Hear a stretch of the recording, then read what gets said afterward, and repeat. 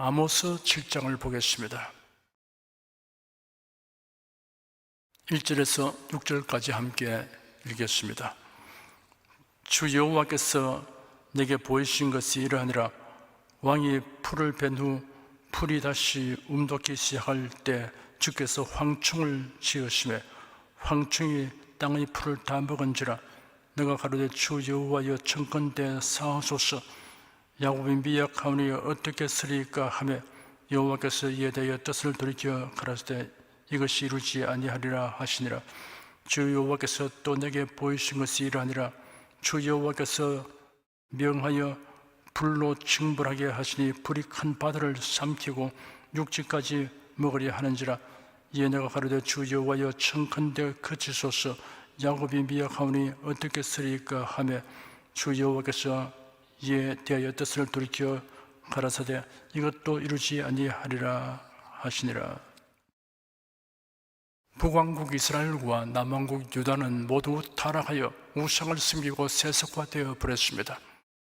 하나님은 남왕국 유다 출신의 아모스를 이스라엘로 보내어 회개를 촉구하며 만일 회개치 아니하면 하나님의 심판을 받아 멸망할 수밖에 없음을 외치게 했습니다.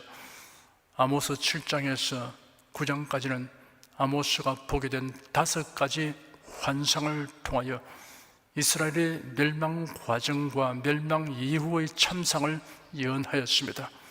오늘 상고하려고 하는 7장에는 황충 환상, 불 환상, 다림줄 환상, 이 3가지 환상이 기록되어 있습니다.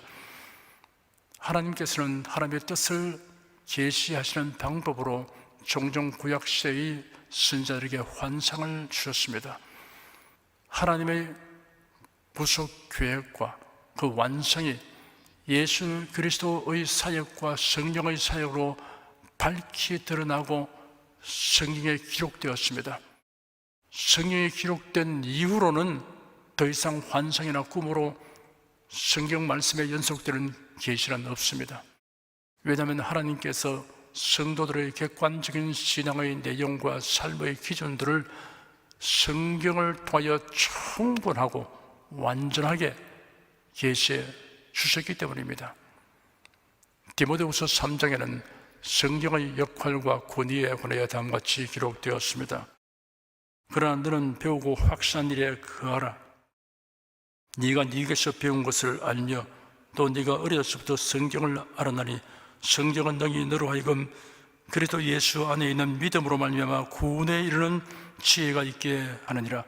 모든 성경은 하나님의 감동으로 된 것이로 교훈과 책망과 바르게 함과 의로 교육하기에 유익하니 이는 하나님의 사람으로 온전케 하며 모든 선한 일을 행하기에 온전케 하려 함이니라.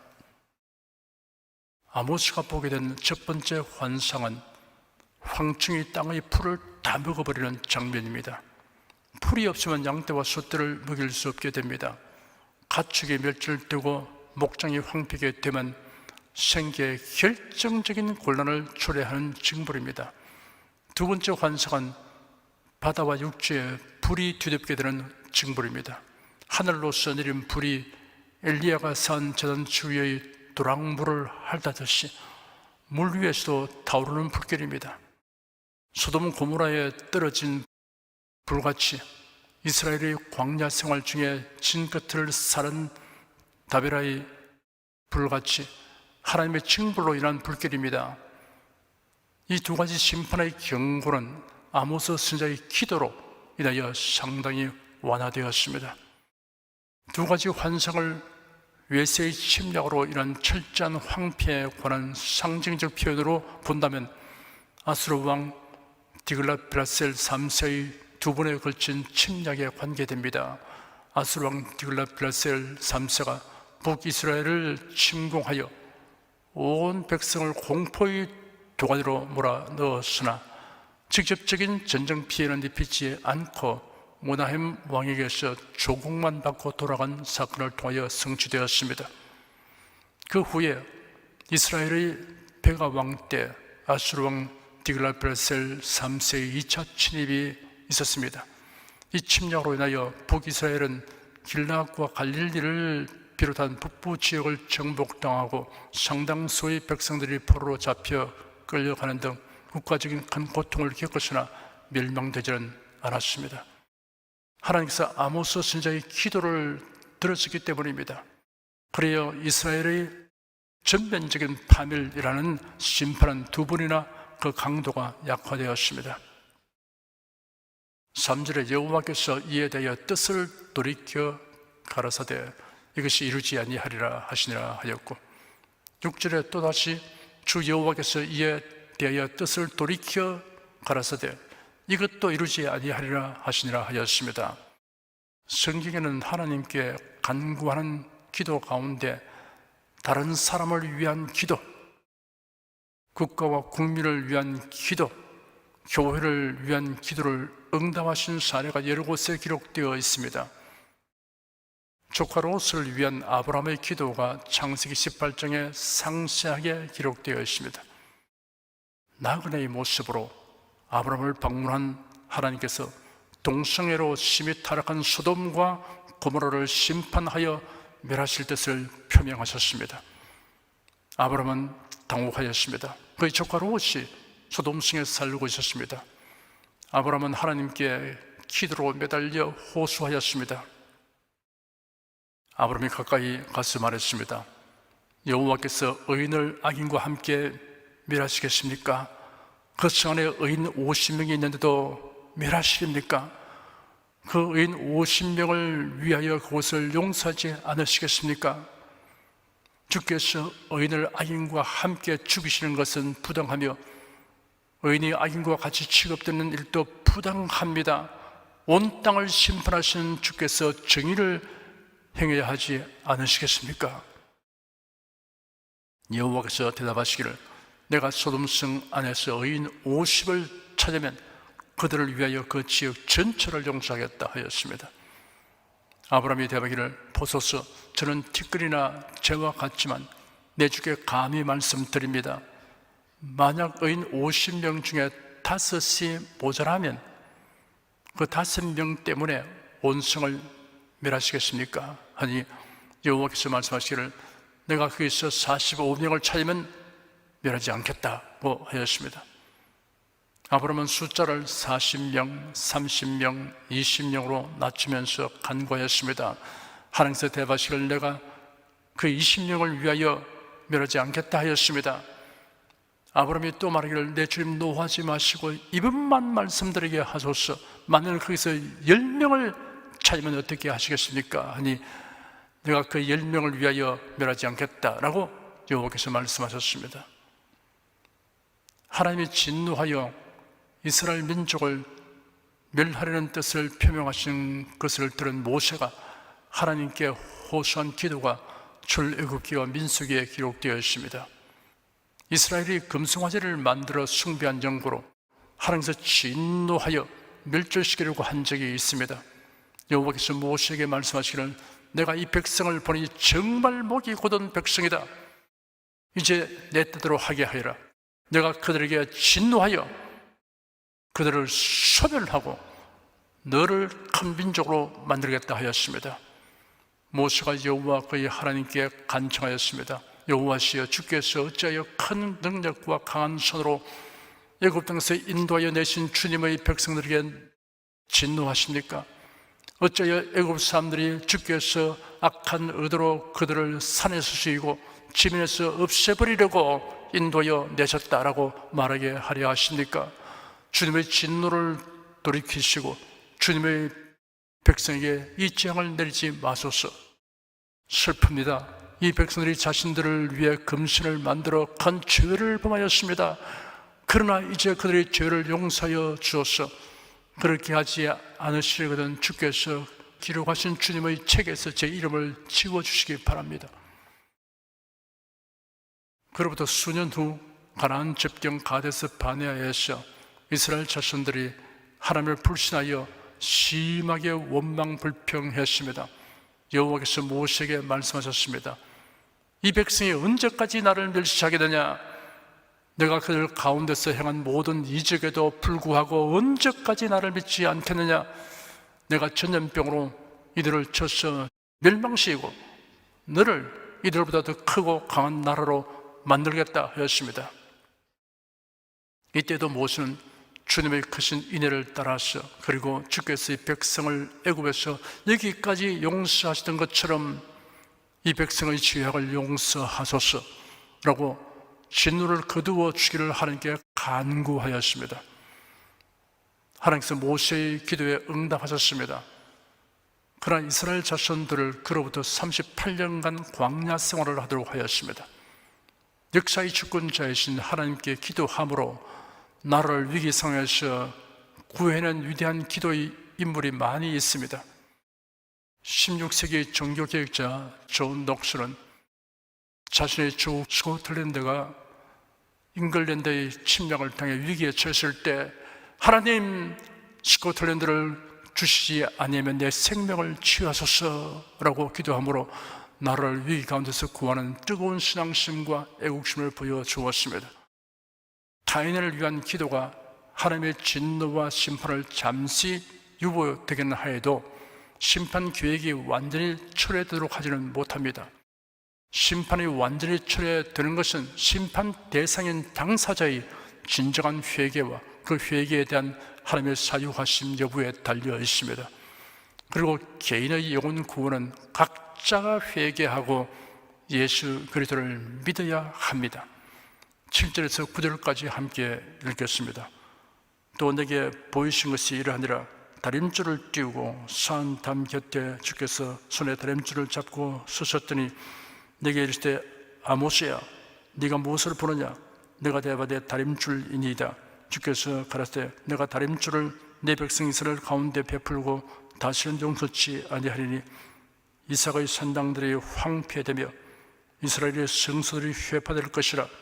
내가 일어나 칼로 여로보암의 집을 치리라 하시니라. 아모스가 본 세 번째 환상입니다. 다림줄은 주석 등으로 만든 무거운 줄을 달고 있는 줄로서 그물을 지을 때 수평이나 수직을 바로잡아 주는 역할을 합니다. 그리고 이는 상징적으로 참되고 정확한 하나님의 공의를 뜻합니다. 하나님께서 손에 다림줄을 잡고 서셨다는 것은 하나님께서 하나님의 심판의 기준이 될 공의의 다림줄로 이스라엘의 죄악을 정확히 저어서 그것에 대한 심판을 준비하신 것을 가리킵니다. 심판은 두 영역에 관계됩니다. 종교 영역의 심판입니다.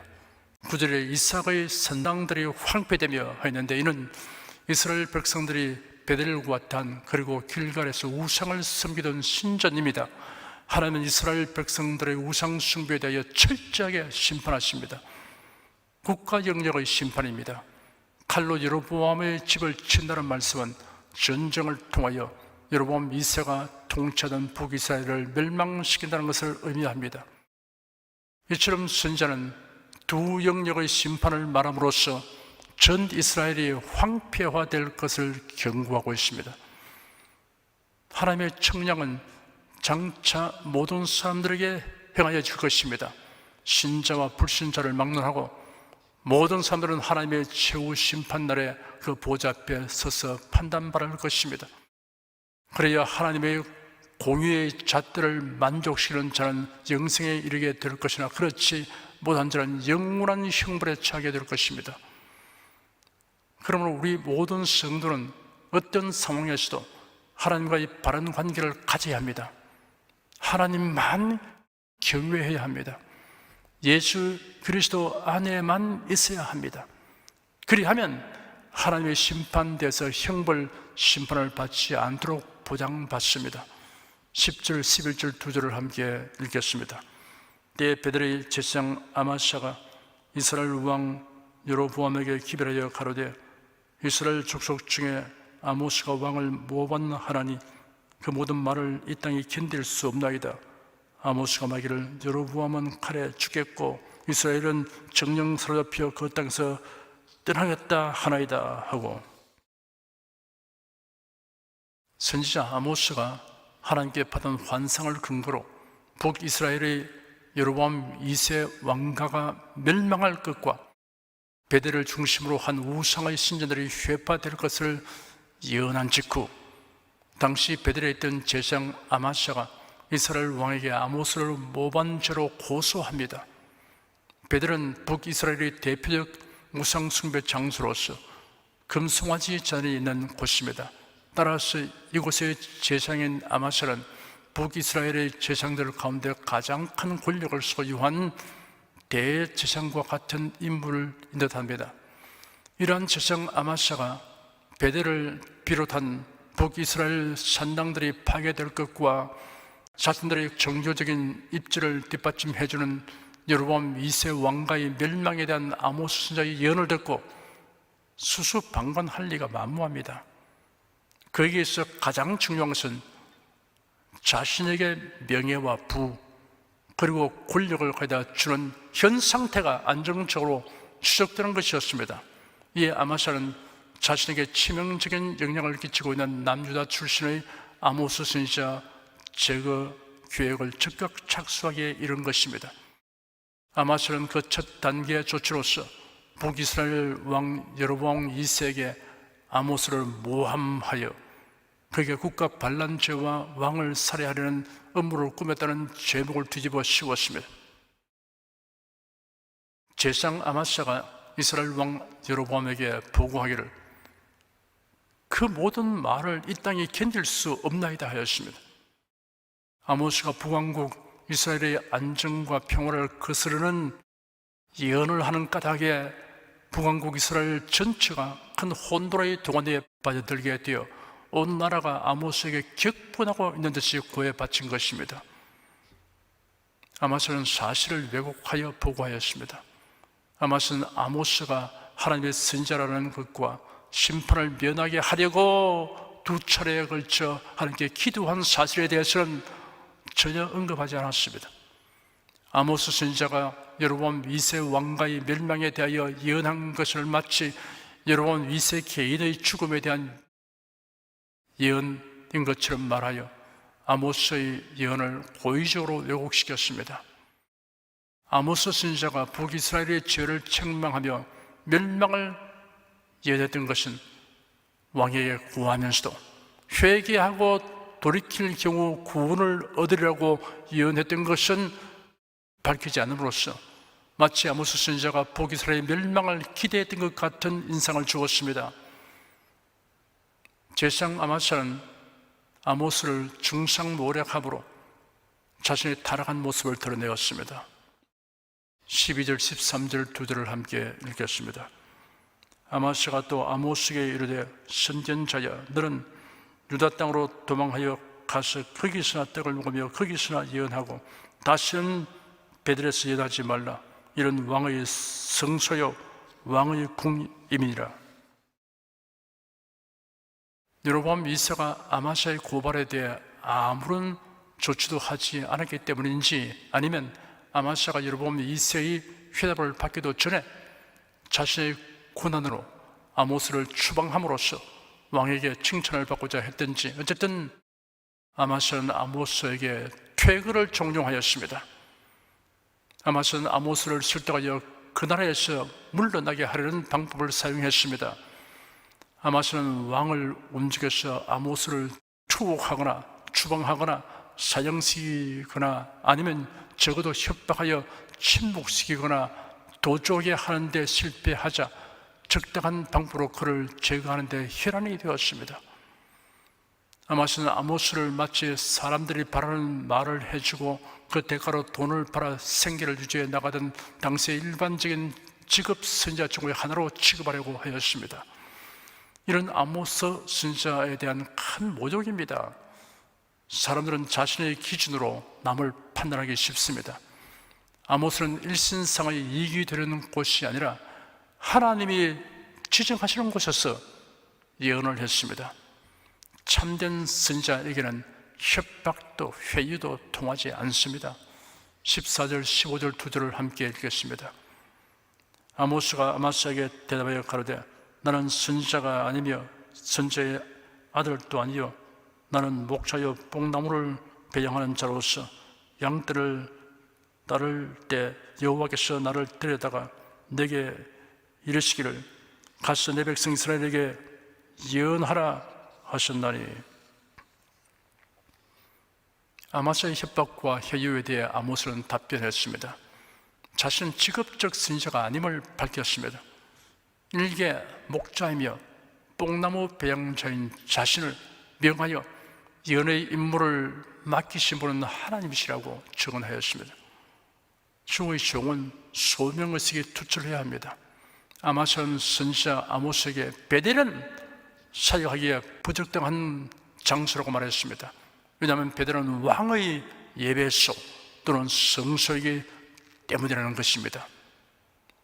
베델의 산당을 가리켜 왕의 성소라 한 것은 당시 북이스라엘의 종교적 타락의 실상을 잘 보여줍니다. 원래 성소는 하나님께서 임재하여 계심을 상징하는 장소로서 이곳에서의 제사를 비롯한 모든 규례는 전적으로 하나님께서 명령하신 대로 수행되어야 합니다. 그래서 성전은 하나님의 성소입니다. 그런데 아마스는 여기서 왕의 성소라고 말함으로써 당시 이스라엘의 종교 규례와 정책은 전부 왕의 명령에 의해서 좌우되었음을 스스로 드러내었습니다. 그러므로 북이스라엘의 모든 종교 의식과 행사가 하나님과는 전혀 관계없는 자기들의 임의의 방법대로 행해진 가정한 것이라고 지적한 아모스 선지자의 책망이 옳은 것임을 아마스 자신이 입증하고 있습니다. 아울러 제사장 아마스는 하나님의 제사장이 아니라 왕의 하수인에 불과하다는 사실을 스스로 드러내고 있습니다. 16절, 17절 두 절을 함께 읽겠습니다. 이제 너는 여호와의 말씀을 들을지니라. 네가 이르기를 이스라엘에 대하여 예언하지 말며 이삭의 집을 향하여 경계하지 말라 하므로 여호와께서 말씀하시기를 네 아내는 성읍 중에서 창기가 될 것이요 네 자녀들은 칼에 엎드려지며 네 땅은 줄띄워 나눌 것이며 너는 더러운 땅에서 죽을 것이요 이스라엘은 정령 사로잡혀 그 본토에서 떠나리라 하셨느니라. 아모스 선지자는 하나님께로부터 받은 권위로 아마스의 죄와 그에 대한 하나님의 징계를 선포하였습니다. 아마스가 가문의 최후에 대해 선포하였습니다. 제사장이라고 자처한 아마스가 가족과 함께 심각한 수모를 당하게 될 것을 예고합니다. 이 예언은 성격상 개인적 성격을 가지고 있으나 곧바로 이스라엘 전체를 향한 심판과 연결시켜 아마스 가문의 장래가 이스라엘의 운명과 같을 것임을 나타냅니다. 아수르 군대에게 점령된 이스라엘 땅이 이방인의 수중에 넘어가게 될 것을 예언하였습니다. 아모스의 예언은 그대로 이루어져 아수르의 사륙은 이스라엘 주전 722년 북이스라엘을 멸망시킨 뒤 그 영토를 분할하여 이방인들에게 나누어 주고 북이스라엘의 주민들은 아수르 땅으로 옮기는 식민 정책을 폈습니다. 아마스를 대표로 하는 북이스라엘의 종교 지도자들의 타락의 결과가 자신들뿐 아니라 자신들의 가족과 북왕국 이스라엘 전체를 멸망에 이르게 하는 결정적인 원인이 되었습니다. 이 사건을 통하여 이스라엘에 대한 총체적 현실 인식에 있어서 두 사람이 얼마나 극명한 차이가 있는 걸 단조로 보여줍니다. 종교 중심지인 베델에서 제사장 역할을 담당하고 있었던 아마스는 선지자 아모스와의 논쟁을 통하여 자신의 영적인 무죄를 드러내고 말았습니다. 물질에 대한 탐욕과 세속적 명성에 대한 욕망을 가지면 영안이 어두워지게 마련입니다. 진실한 주의 종을 박해하고 그 사역을 방해하는 모든 자에게 하나님은 징계하십니다. 기도하겠습니다. 제사장 아마스가 자신의 살인 사역을 따라 아모스 선지자의 예언을 자기 중심으로 해석할 뿐 아니라 왕에게 왜곡되게 알리는 악행을 자행하여 결국 나라도 망하고 자신도 망하는 길로 가게 된 사실을 우리가 살펴보고 교훈을 얻게 되었습니다. 하나님의 말씀은 하나님의 의지에서 나온 것이고 하나님의 뜻이므로 사람들이 이를 자기 중심으로 해석하고 왜곡되게 해석한다고 하여 변경될 수 없고 도리어 하나님의 심판을 초래하게 되는 교훈도 얻게 되었습니다. 이런 귀중한 교훈들을 명심하여 하나님의 말씀을 듣고 오직 순종과 믿음으로 살아가도록 성령께서 우리를 붙들고 인도하여 주시옵소서. 주 예수 그리스도의 이름으로 기도드립니다. 아멘.